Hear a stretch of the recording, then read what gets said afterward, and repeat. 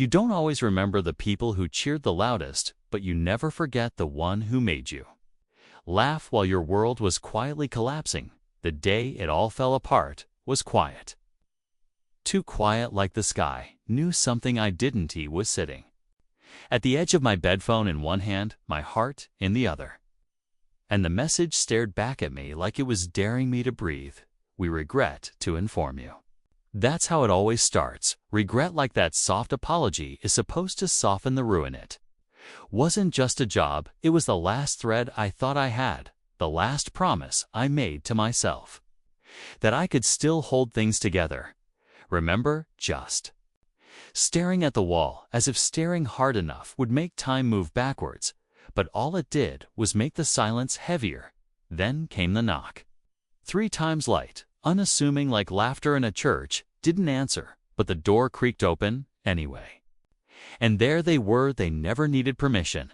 They just always knew when the world was too loud or too cruel or too unfair. Hey. They said like the word was a bandage and a question all at once. I didn't say anything. Didn't need to. They walked in, sat cross-legged on the floor, and pulled out a peanut butter sandwich. I brought this because you always forget to eat when you're falling apart.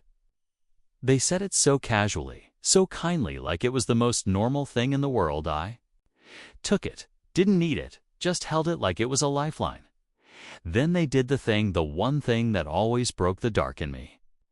They pulled a stupid face, crossed their eyes, puffed their cheeks, and made this ridiculous honking noise that never failed to make me laugh, except I didn't laugh, not yet. They waited a beat and then said, "Okay, that was either the worst impression of a goose or the best one of your boss." That's when it cracked, a tiny laugh, a small, broken thing, but real. They leaned back, grinned, and said, "There it is. We've located the laugh now. We just need to set it free from the rubble."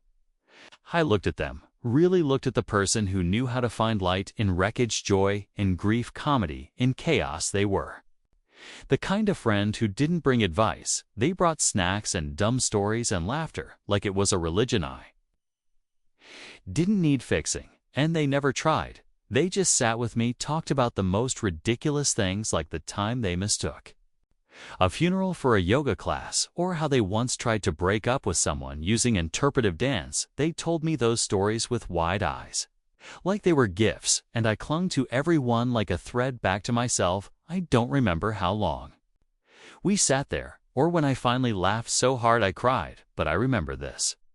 They never once looked at me like I was broken.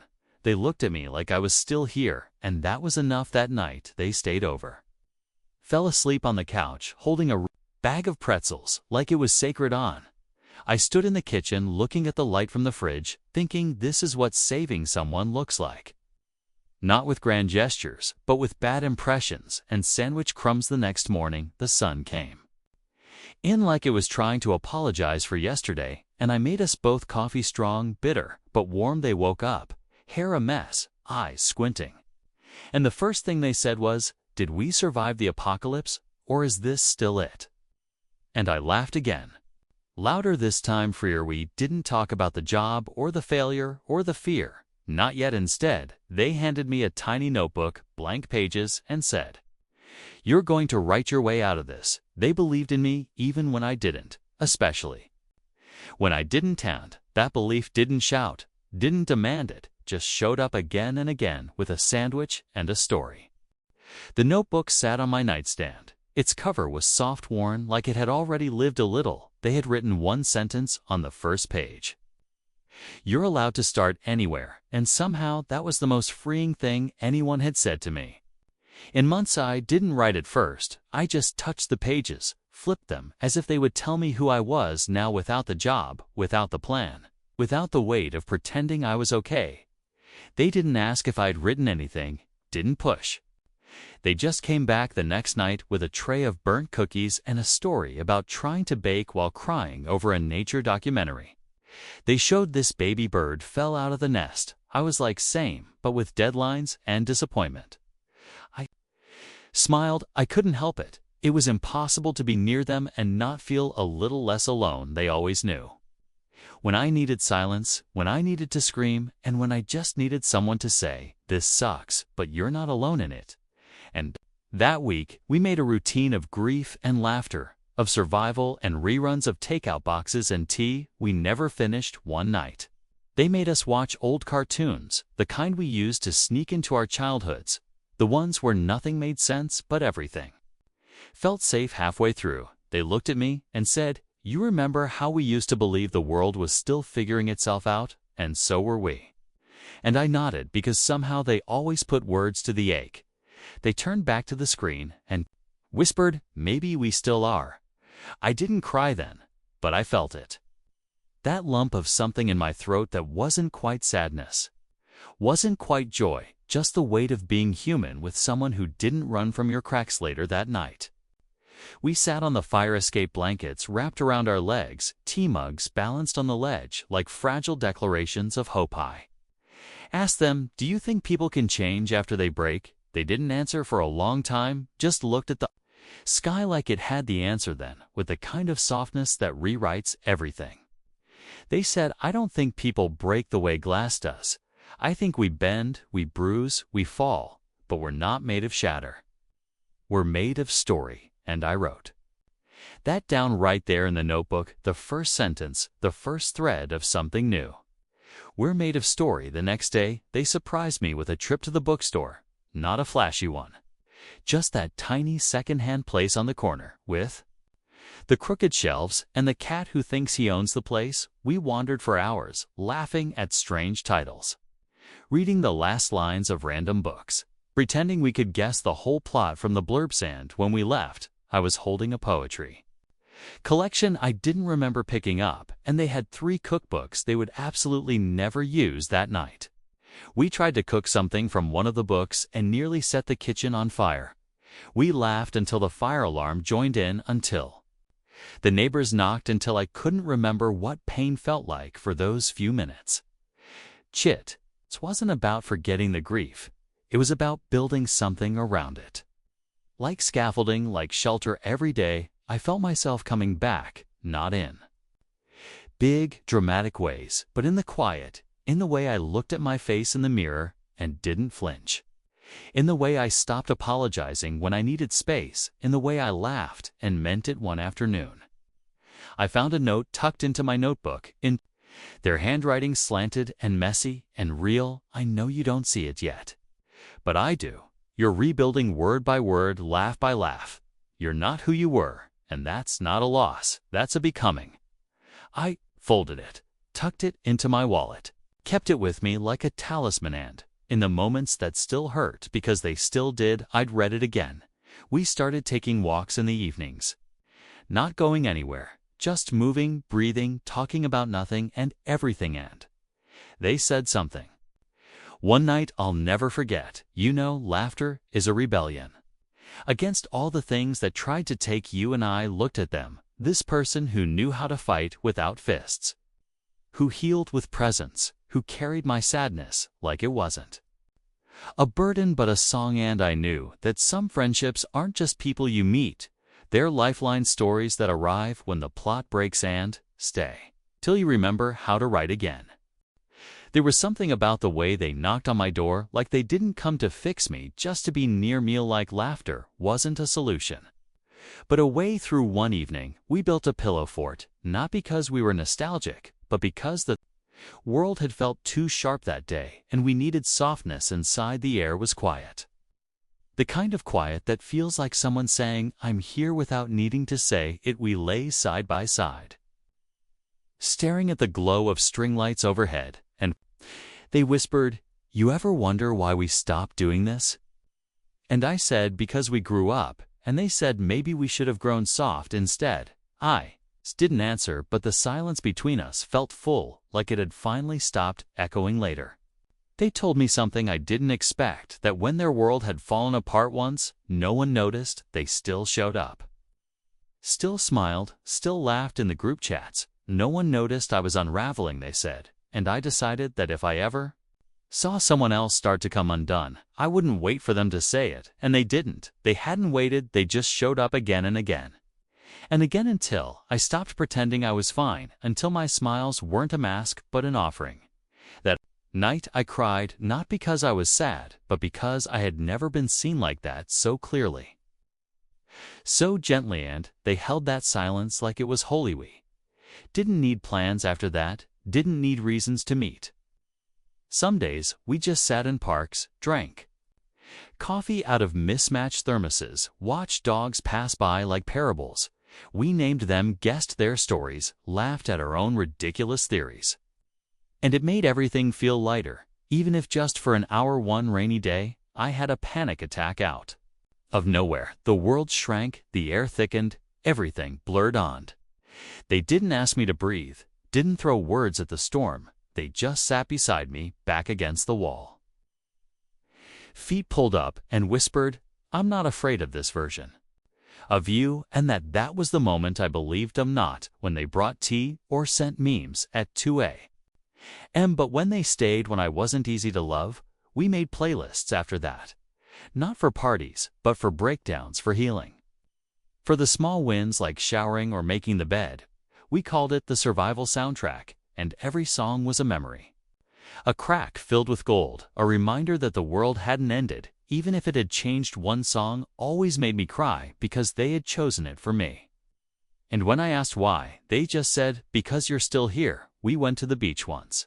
Not to swim, just to be, to listen to waves talk about things we didn't know how to say. They drew hearts in the sand.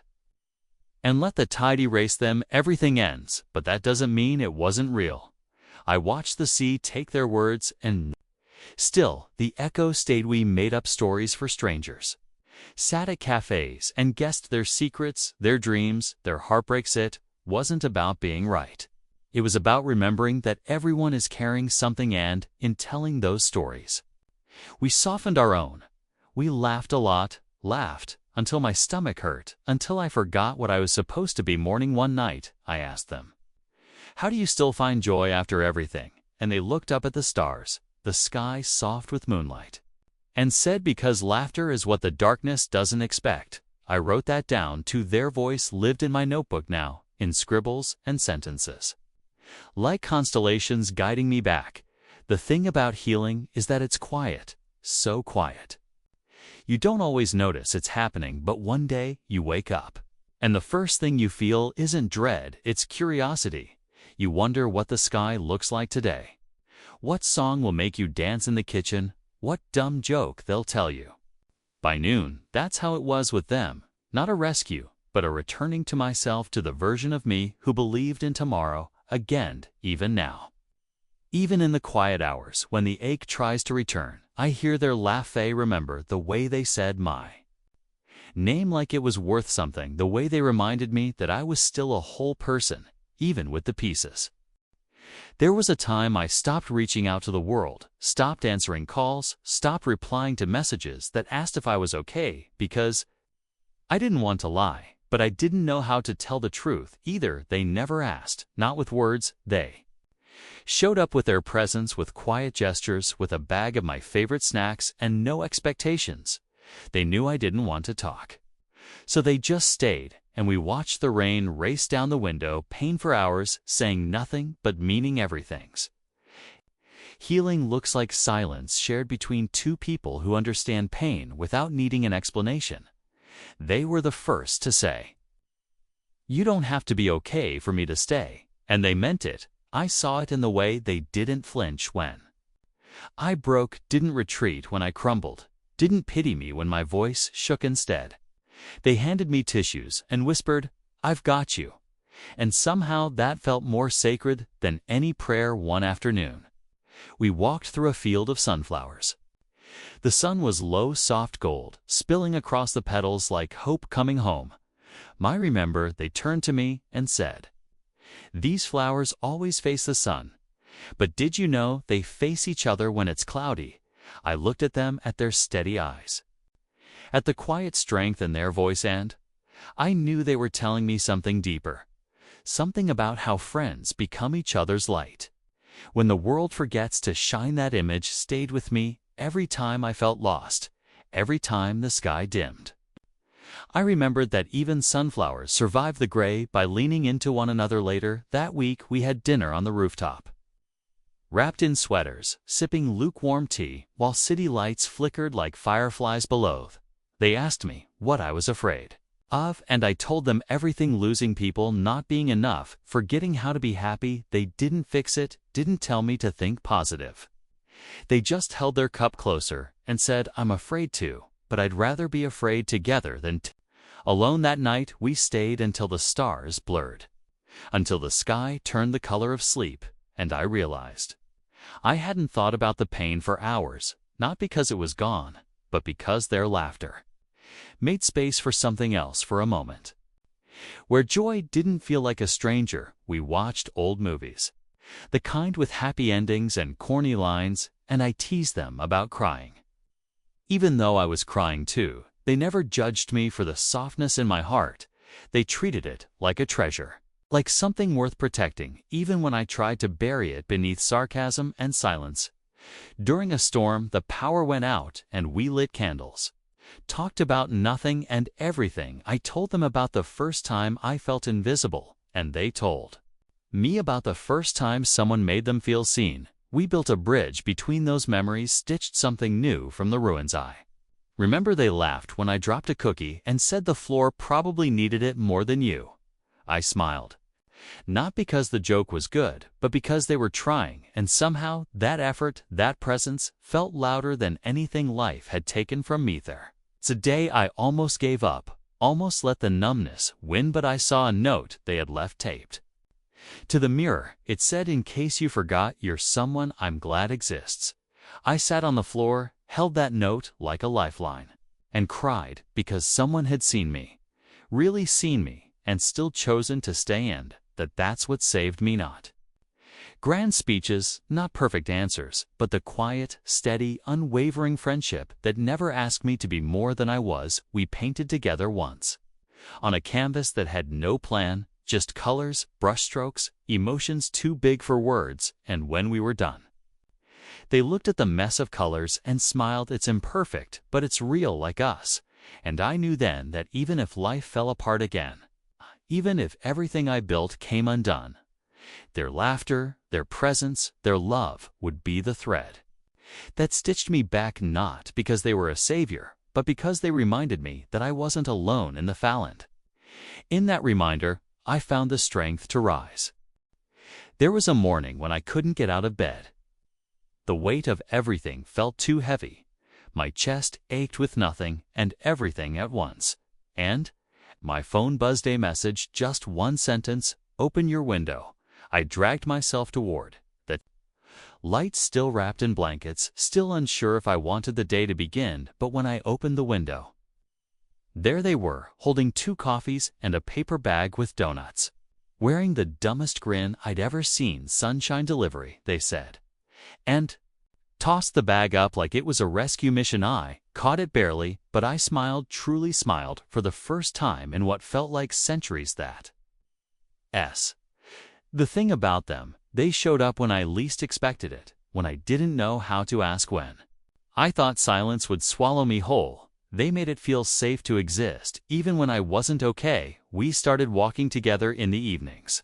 Not far, just around the block, the sky turning lavender above us, the world softening for a while. Sometimes we talked, sometimes we didn't, but the silence between us never felt empty.